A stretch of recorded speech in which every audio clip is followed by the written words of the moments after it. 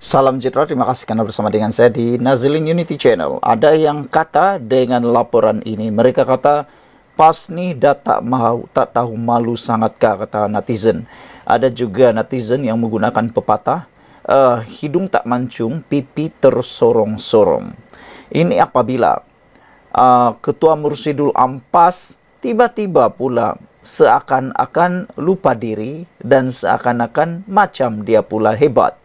Apabila dia berkata, Anwar, DAP, Punca PAS enggan sertai kerajaan. Sehingga netizen yang membaca laporan ini mereka kata, siapalah yang nak mahu sangat PAS menyertai kerajaan? Dia sekadar mahu menunjukkan kononnya dia ini seperti rebutan. Padahal, menurut netizen, siapalah nak berebut sangat dengan PAS itu? Netizen kata, juga penganalisis politik bebas kata, biarkan PAS dengan labu-labunya. Ada yang tidak bersetuju dengan kata-kata daripada Mursyidul Ampas ini apabila dia kata Anwar dan DAP Punca PAS enggan sertai kerajaan. Mereka kata, netizen kata, yang tak bersetuju itu kata, siapa barulah PAS suka. UMNO pun dia tak suka sebilangannya. Zahid mereka tak suka. Siapa lagi yang mereka suka? Kata netizen. Yang mereka suka ialah orang yang mungkin boleh mereka manipulasi. Biasalah mereka dah rasa mereka seperti abang besar. Kata netizen. Lihat saja insiden terkini dalam PR Kenenggiri. Kata netizen memberikan contoh. Apabila calon dalam PR Kenenggiri seakan-akan ditentukan oleh PAS. Bersatu sudah memberikan nama calon tetapi tetap diambil juga calon celup daripada PAS yang mana baru 2 hari menyertai Bersatu sudah pun dijadikan calon. Akhirnya terima padah, kalah teruk dan tersungkur di bumi sendiri.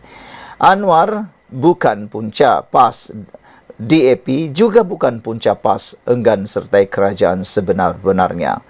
Sebenarnya menurut netizen, PAS ini dia nak sertai kerajaan kalau dia menjadi abang besar. Itu je. Lagi pula, kata netizen, bila masalah Anwar dan DAP nak berkawan dengan PAS, PAS ni saja yang terhege-hege, hidung mancung, pipi tersorong-sorong, angkat, bakul, masuk diri sendiri, kata mereka. Ini apabila ketika muncul kabar mengatakan PAS ada membincangkan cadangan menyertai kerajaan perpaduan, pemimpin tertinggi parti itu dipetik lidah rasminya sebagai sedang memilih langkah sebaliknya. Silakan, kata netizen, jangan masuk kerajaan perpaduan, kata netizen. Menurut Mursyidul Ampas, Hasim Jasin, parti itu tidak akan memenuhi ajakan untuk menyertai kerajaan seperti yang didakwa sesetengah pihak. Kata netizen, silakan.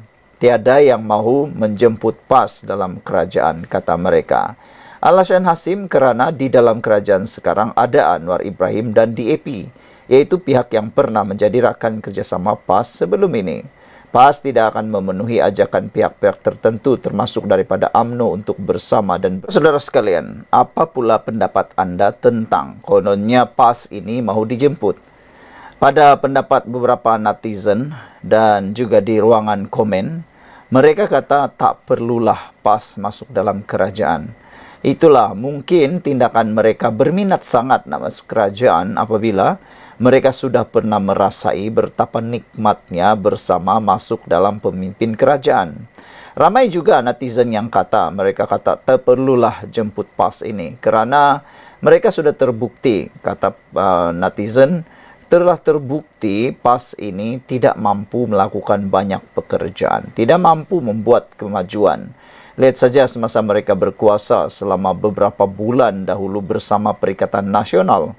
Apa yang sudah terjadi? Ada netizen yang memberikan ingatan, kata mereka, ada duta yang dilantik seperti makan gaji buta, kata mereka. Apa sumbangan, apa pencapaian duta khas itu? Tidak ada apa-apa pencapaian sama sekali.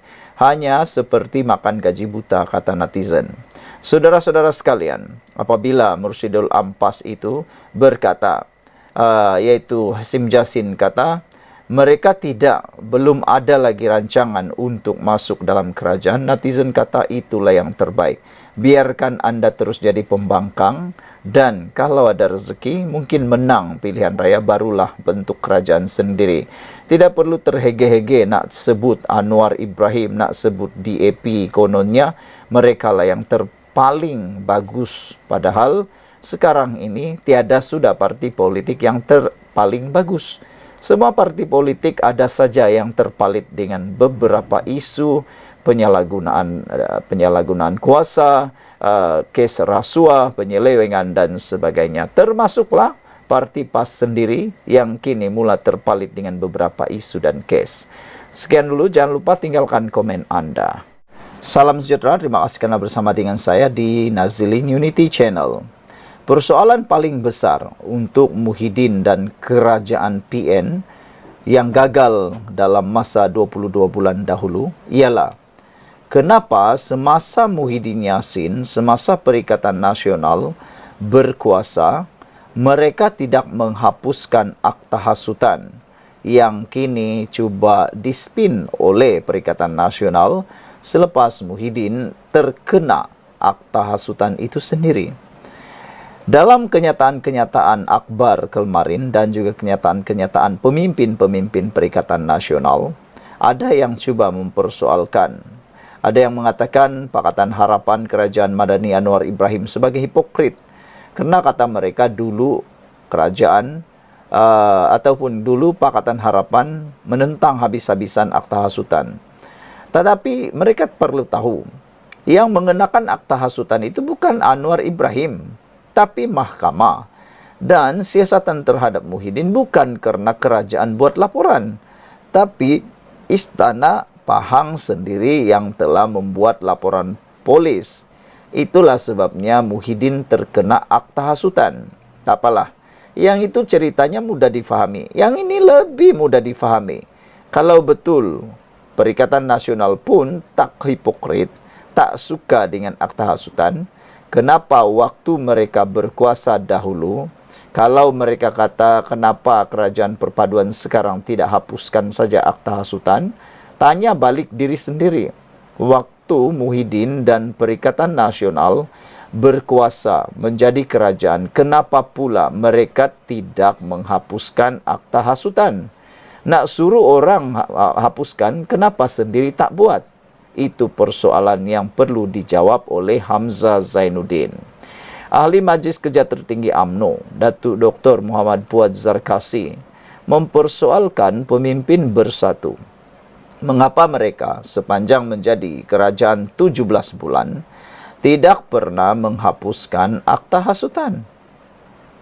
Beliau menasihatkan Datuk Seri Hamzah Zainuddin agar tidak mendabik dada, mendakwa sepanjang Tan Sri Muhyiddin Yassin menjadi Perdana Menteri tidak pernah pun menggunakan akta hasutan.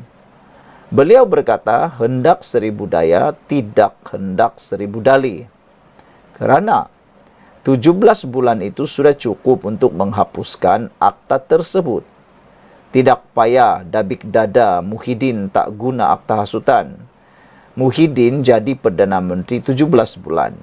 Masa itu Hamzah Zainuddin Menteri Keselamatan Dalam Negeri KDN. Kenapa tidak hapus akta hasutan? Itu persoalannya. Sudah kena, baru nak menghapus, buat apa lagi? Hendak 1000 daya, tidak hendak 1000 dali. 17 bulan tidak cukup masakah? Kalau salah, denda RM5.000 atau penjara 3 tahun.